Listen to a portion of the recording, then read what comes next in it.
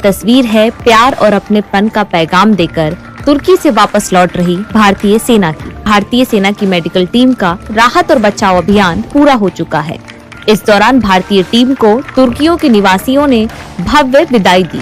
हम ये कहते हैं कि जनाब वो भारत, वो देखें ना, वो इस तरह ना उस तरह। भारत बहुत आगे निकल गया। टनों के हिसाब से इमदाद वहां पर पहुंचाई, डॉक्टर वहां पे पहुंचाए, यहाँ तक कि वहां पर फील्ड हॉस्पिटल भी कायम किए। 10 दिन की खिदमत सर अंजाम देने के बाद इंडिया की जो रेस्क्यू टीम्स थी वो हिंदुस्तान वापस पहुंच चुकी हैं। इंडिया ने हेल्प आउट किया तो लिटरली आई वांना अप्रिशिएट देम कि उन्होंने ये स्टेप उठाया है। नो डाउट उन्होंने हेल्प आउट किया है। बड़ी अच्छी बात है कि तुर्की के लोग भी जो है वो इस वक्त उन्हें दुआएं दे रहे हैं। ऑब्वियसली कि उन्हें देनी भी चाहिए, क्योंकि मुश्किल वक्त में जो साथ होता है उसी को हम लोग कहते हैं कि सच्चा दोस्त है, ये हमारे साथ गुजरे। अब उसको ये समझ लेना चाहिए कि ये भाई हमें ज़रूरत है, डायलॉग पाकिस्तान की ज़रूरत है, लेकिन क्या इंडिया तैयार है? क्या प्राइम मिनिस्टर मोदी तैयार है? वो नहीं तैयार। दो नहीं, एक वक्त की रोटी, जी हाँ, एक वक्त की रोटी का इंतज़ाम करना मुश्किल होता। गंदम, चीनी, चावल, ये सब गरीब की पहुंच से दूर। इस पर बिजली और गैस के बिल, बहुत मुश्किल सूरत हाल है। नमस्कार, जय हिंद। डेली खबर स्पेशल आप सभी का स्वागत करता है अपने इस प्रोग्राम क्या कहता है पाकिस्तान में।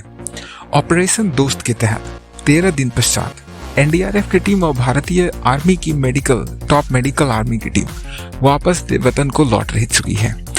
पर इसी बीच जिस प्रकार से सीरिया और टर्की में सबसे पहले एनडीआरएफ और इंडियन मिलिट्री द्वारा वहां पे जो सपोर्ट पहुंचाई गई, इसको लेकर पूरी दुनिया ही भारत की तारीफ कर रही है।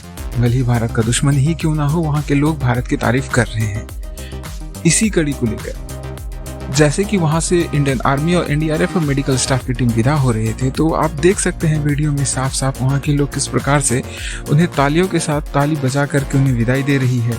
जिस प्रकार से वो लग रहा हो, गले लग के कह रहे हो कि आप मत जाओ यहाँ से, हम आपके शुक्रगुजार हैं, आपने हमारी इतनी मदद की, चाहे वो मेडिकल के रिलेटेड हो या फिर उन्हें मलबे के नीचे से बचाना हो। पर ये जो भी हुआ है भारत के द्वारा, ये पूरी दुनिया के मन में बस चुका है, क्योंकि जो भी हेल्प पहुंचाई गई है, किसी को ये आशा नहीं थी कि टर्की के लिए भी भारत इस प्रकार की सहायता कर सकता है और इस प्रकार की सहायता पहुंचा सकता है। तो ये एक बहुत बड़ी बात है, जिसके बाद में मिनिस्ट्री ऑफ एक्सटर्नल अफेयर्स की टीम ने भी उन्हें बधाई दी है, ट्वीट करके उनको बधाई दी है। पूरी दुनिया उनको बधाई दे रही है, टर्की के लोग भी उनको बधाई दे रही है कि आपने जिस प्रकार से हमारी मदद की, इसके लिए हम शुक्रगुजार हैं। तो आज की वीडियो ये इसी के लिए है, और जिसके बाद से पाकिस्तान में एक हलचल सी बढ़ चुकी है कि उनके लोगों को मदद पहुंचाई गई, जिसके बाद से टर्की के लोगों ने उनको सपोर्ट किया है। इसी को लेकर ये खबर है। इंडिया ने आगे होके बढ़ चढ़कर हर लिहाज से उनकी मदद की है। अब जो तुर्की के मुतासिरा लोग हैं वो इंडिया का, इंडियन आर्मी के, इंडिया के प्राइम मिनिस्टर नरेंद्र मोदी का शुक्रिया अदा कर रहे हैं कि मुश्किल वक्त में उनके ये लोग काम आए हैं। क्या कहेंगे आप? मैं ये कहना चाहूँगी कि इस वक्त जो है वो तुर्की और शाम के जितने लोग हैं उन सबको ज़लज़ला ज़दगान में ओबियसली उन्हें बोलूँगी कि उन सबको हमारी ज़रूरत है। इंडिया ने काफ़ी हेल्प की है। मैं न्यूज़ वगैरह पढ़ती रहती हूँ तो पता चलता है कि किस मुल्क ने कितनी इमदाद दी है, किसने क्या किया और किसने क्या नहीं किया है। तो पाकिस्तान के बारे में ये बात सुनेंगे कि जो तुर्की ने हमारे लिए इमदाद दी थी सैलाब ज़दगान के लिए, वही हमने जो है वो कंटेनर्स में वापस उनको भिजवा दी है। अभी मुझे इस बात पर शर्मिंदगी महसूस हो रही है कि जब हम कॉल करते हैं ना किसी को, तो साढ़े बैल लगी होती है कि तुर्की और शाम के जो ज़लज़ला ज़दगान है उनकी मदद करें। भाई हम सिर्फ इतनी इमदाद कर सकते हैं उनकी कि हम सिर्फ कॉल पे रिंगटोन्स लगा सकते हैं, या फिर पीछे जो हेल्पलाइन वाले बैठे हैं वो लगा देते हैं जब भी हम किसी को, बस उन्होंने हमें याद दिलाना है कि ज़लज़ला आ गया है। लेकिन जब कुछ देने की बारी आती है तो मुझे शर्म आती है कि अब कहाँ पर हैं वो सारे सेलिब्रिटीज़, कहाँ पर हैं वो बड़े बड़े पॉलिटिकल पार्टीज़, कहाँ पर हैं वो, क्यों नहीं मदद करते हैं। लेकिन अगर इंडिया ने हेल्प आउट किया तो लिटरली आई वांना अप्रिशिएट देम कि उन्होंने ये स्टेप उठाया है।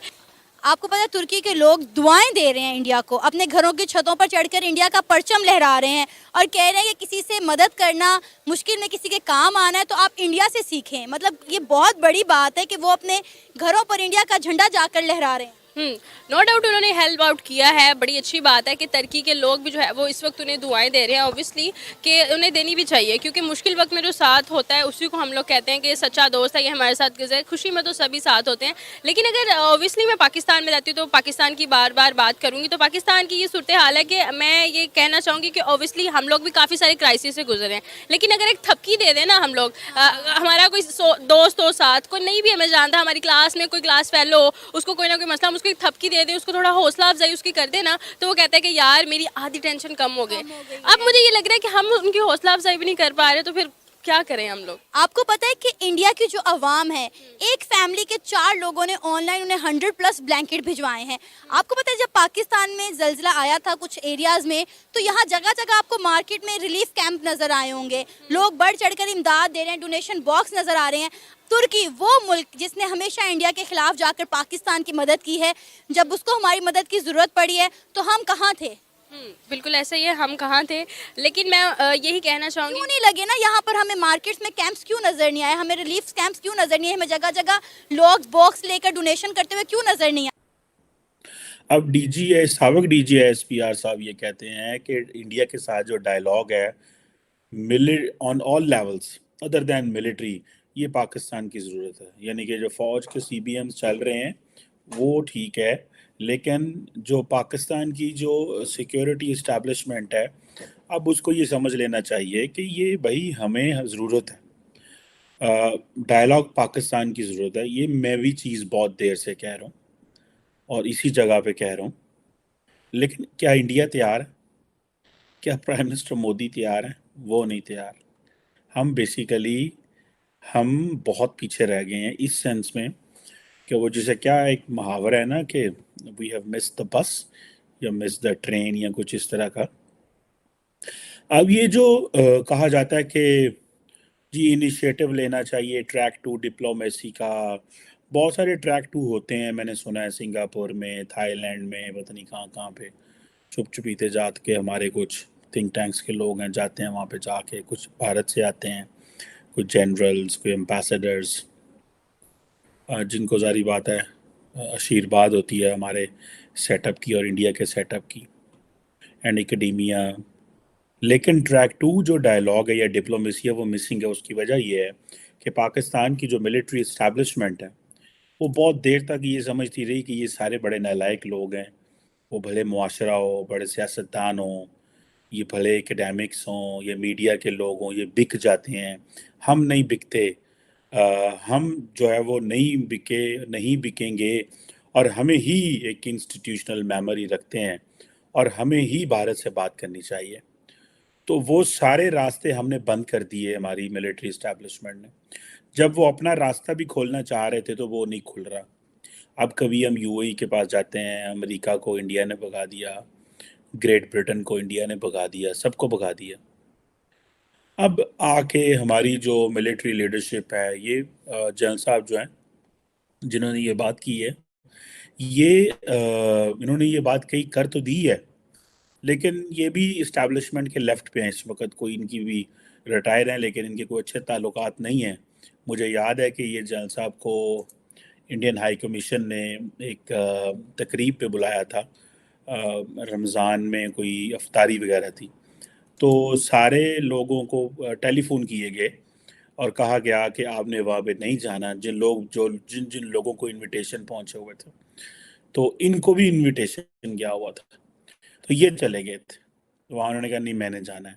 तो जिस बात पे लेके इनको भी सुनने में आया, this is what I heard from somewhere.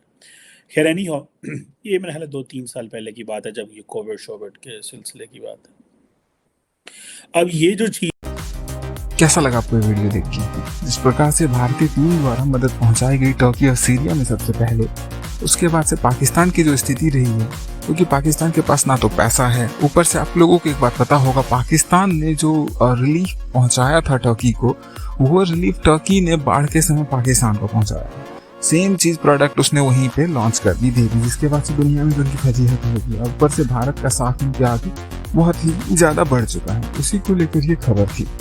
आपका क्या मानना है? अगर आपको कुछ लगता है तो आप बाकी कमेंट बॉक्स में आके बता सकते हैं। बाकी अगर आपको ये खबर पसंद आया और इसी प्रकार का खबर आप देखना चाहते हैं तो सब्सक्राइब कीजिए, लाइक कीजिए, शेयर कीजिए डेली खबर स्पेशल को। बाकी खबर देखने के लिए धन्यवाद। जय हिंद।